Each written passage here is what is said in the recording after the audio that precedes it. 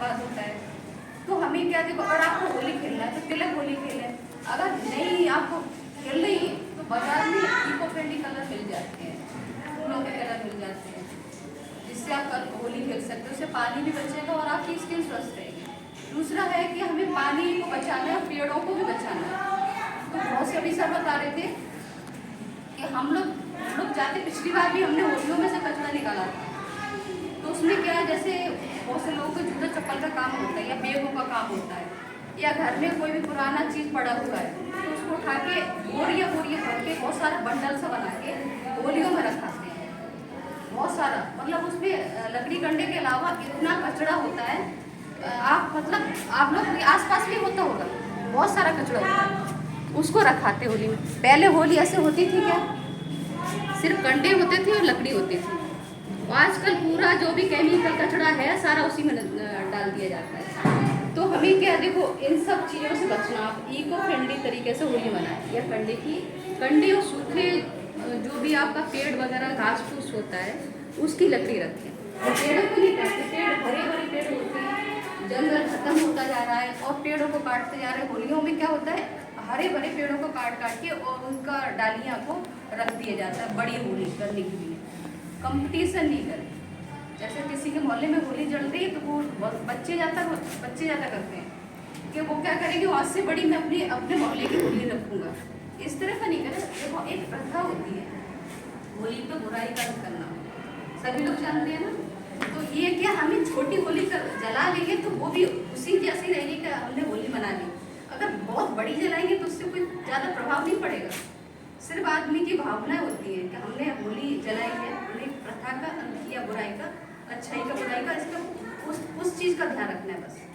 पर बड़ी होली आपको नहीं जलाई, सिर्फ कंडे की होली आप जलाओ, लकड़ी जो रखना है तो घास फूस रखो और छोटा होली रखो, ठीक है।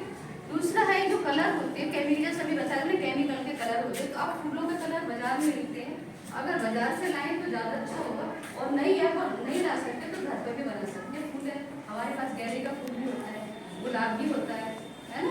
तो जो सुखा के उस छाई में सुखा जाता है, अगर आपको गुलाब बनाना है फूलों से, तो जैसे गेंदे का येलो कलर होता है, पीला भाग, तीसरे डंडी येलो भाग उसका निकाल के और छाई में सुखा के उसको पीस लेंगे, तो उसको छानने के बाद वो भी एक आपको गुलाब की तरह बन जाता है। ऐसे गुलाब का फूल होता है, उसके भी ऐसे गुलाब बन जाता है। तो इस तरह के कलर भी आप बना सकते हो।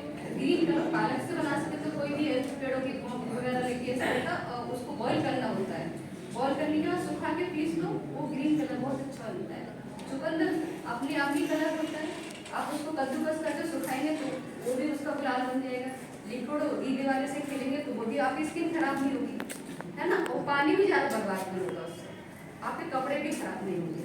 तो अगर इस तरह की चीज़ें होती हैं, अगर इस तरह से हम होली खेलेंगे, बाजार से जो भी कलर होती है तो ठंडी कलर लाएंगे, उससे होली खेलेंगे तो हमारी स्किन अच्छी बनी रहेगी, स्वस्थ रहेगी, और हमारा जो भी जमीन का प्रदूषण होता है, वायु का प्रदूषण होता है, पानी भी बर्बाद होता है, तो उस चीज़ों से हम बच पाएंगे। क्या हमारे अब जैसे बच्चे आपका पूरा बच पड़ा हुआ है तो आगे आपको पानी मिलेगा। सर ने बहुत सारी चीज़ बताई, ज़्यादा बताने की मुझे जरूरत नहीं है, सर ने ऐसी चीज़ बताई जो आपको जीवन भर काम आएंगी, है ना। तो हमें क्या, अपने फ्यूचर का ध्यान रखते हुए इन चीज़ों को, त्योहार भी मनाओ, सभी धर्म के लोग त्योहार मनाते, त्योहार तो रोक नहीं है, पर अपना भविष्य भी देखना है कि हमारा भविष्य मतलब कितना फायदा होगा, कितना नुकसान होगा, वो भी देखना है, बीमारियों से भी बचना है।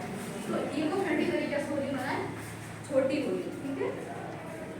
और दूसरा भी क्या होता है, जो सभी बता रहे थे पन्नियों के बारे में, प्लास्टिक वगैरह, जैसे अब सर्दी तो खत्म होती है, सर्दी में जो अलाव लगाती है महिला चूल्हे में पन्नियाँ जलाती है, हम लोग पहले भी यह बताने के लिए आपके स्कूल में, है ना। तो मना की, मम्मी को मना किया, बहुत सी लड़कियाँ बड़ी बड़ी भी हैं चूल्हे पर खाना बनाती, वो भी रखती होंगी। तो होता क्या है, देखो जो प्लास्टिक वगैरह चूल्हे में जलाते हैं या टाइम के टुकड़े रखते हैं, होता क्या उसमें आपने देखो काला काला धुआं निकलता है। सर भी बता, बहुत सी चीज़ों में सर केमिकल होता है, और जलाएंगे तो केमिकल ही निकलता है। तो जो उसमें जो काला काला धुआं होता है उसमें पार्टिकल होते हैं छोटे छोटे से 2.5-10 माइक्रोमीटर के, नैनो टाइप के। वही पार्टिकल आपके नाक के मुंह से अंदर फेफड़ों में चले जाते हैं और फेफड़ों में जाके ब्लड में सभी तरह का दे सकते हैं। इस तरह की बीमारी है, जैसे तमाम गुटखा खाने से कैंसर होता था, बहुत से लोग कहते कुछ नहीं खाता था, वो खत्म हो गया, उसको कैंसर हुआ है। तो इस वाले धुआं से जो प्रदूषण होता है उससे कैंसर होता है।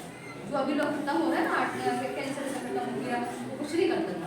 दूसरा होता है कीटनाशक जो खेतों में डाला जाता है, उससे भी कैंसर होता है। तो कैंसर तो बहुत सारी चीज़ है, इससे हम आम अभी कैंसर की जो बीमारी कर रही है एक आम बीमारी की तरह होती चली आ रही है। तो आपको इन चीज़ों से बच कर रहना है। तीसरा है जो आपके लंच बॉक्स होते हैं, जो आपका लंच बॉक्स होता है वो प्लास्टिक का लेके आते हैं आप लोग। और जो आपकी बोतल होती है, बोतल के इसमें प्लास्टिक के जो भी हम बर्तन का यूज़ करते हैं, जैसे पार्टी में या फिर आप स्कूल में लंच बॉक्स लेके आते हैं, बोतल के जो गरम गरम खाना होता है उसमें डाल लेते हैं, क्या वो छूटेगा नहीं? प्लास्टिक की कोई चीज़ में गरम गरम चीज़ डालेंगे तो छूटेगी नहीं, तो छूट के हम इंसानों के शरीर में पहुँच जाता है खाना प्लास्टिक के साथ। तो इस तरीके से हम इंसान, पक्षी, जानवर सभी के खून में प्लास्टिक पहुँच चुका है। तो आपको इस चीज़ को ध्यान रखने की ज़रूरत है। जब भी पार्टी में जाते हो या बाहर का खाते हो, ठेले पे खा रहे हैं, ऐसा खा रहे हैं, तो इस चीज़ का ध्यान रखो। दोने पत्तल में जो खाते हो वो कहीं तक ठीक है, पर प्लास्टिक के जो दोने होते हैं पार्टी में जो खाते हो वैसे खरोच खरोच के प्लेट में से प्लास्टिक की प्लेट, प्लास्टिक की चम्मच वगैरह, तो वो आपके शरीर में जाता है छोड़ के। जैसे आप बोतल है, आपने बोतल को बार बार खोला, बंद किया, फिर मुँह से लगा के पानी पिया, तो ये भी छूटता है, वो आपके अंदर जाता है। तो इससे भी कैंसर हो रहा है। तो इन चीज़ों से बच के रहना है आप लोगों को। तो आप स्टील का लंच बॉक्स लेकर स्टील की बोतल लें, इस चीज़